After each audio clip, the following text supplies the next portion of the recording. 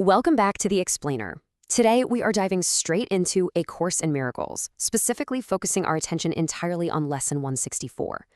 We're going to break down this truly fascinating text and translate its deep spiritual philosophy into clear, actionable insights that you can apply to your life right away.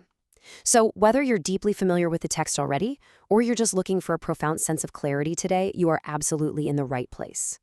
This brings us right to the heart of the matter. The core lesson for today is this: now are we one with Him who is our source. I want to invite you to just take a quick, deep breath right now. Let's inhale, exhale, and prepare for a journey into some really profound peace as we unpack exactly what this source material is guiding us toward. Section 1. The Power of Now. The text hits us right out of the gate with this brilliant and honestly pretty challenging question: what time but now can truth be recognized? Think about how much mental energy we waste living anywhere but in the present moment. We're always dwelling, always planning, but the text states, quite simply, that the present is the only time there is. Today, this very instant, right now. The source urges us to look upon what is forever present. We are literally being asked to intentionally move away from our past sorrows, drop our future anxieties entirely, and just anchor ourselves completely in the now. Moving on to Section 2, Seeing Past the Noise. So how exactly are we supposed to perceive this present moment? Well, the text draws this really stark contrast between our normal, everyday physical sight and a much deeper, more profound spiritual perspective that it calls the eyes of Christ. The text explains that this is a state of pure spiritual vision. It looks right past the limits of time and it sees eternity. When you use this vision, the noisy sounds of what the text calls the senseless busy world actually start to grow dim. The chaos fades out, and beyond it all, you begin to hear something so much more meaningful, which the text describes as the song of heaven and the voice of God. It's like turning down the volume on the world. Which leads us to Section 3, Finding Ancient Inner Peace. As we move completely inward, the text goes into this beautiful detail about what we will actually find when we dedicate the quiet time to step beyond the noise of the world. It tells us that inside you, right now, there is a silence the world literally cannot intrude upon. There is an ancient peace you carry in your heart that you haven't lost, and a sense of holiness untouched by the very concept of sin. In this state of quietness, the text assures us that all our seeming sins are forgotten, and all our sorrows are unremembered. Grief is quite literally laid by. All right, Section 4, Letting Go of Judgment. But to actually access that ancient peace, a very specific mental shift has to happen.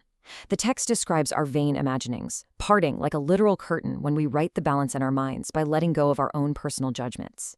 Think of it like this. On the left side of things, we have the illusions and the shadows of the busy world, which are fueled by our constant judgments, noises, and fears. On the right side, we have the reality of perfect innocence that unfolds right before our eyes when we just stop judging. The text says we leave the scales of judgment to a higher wisdom. And when we do that, the shadows sink into obscurity, and that transformation becomes totally clear to us. Section 5, Healing the World. Now, you might be sitting there thinking, okay, this sounds like a great, deeply personal, solitary meditation exercise. But the text insists that this inward shift isn't just for ourselves. Our new peaceful vision actually becomes the healing and salvation of the entire world.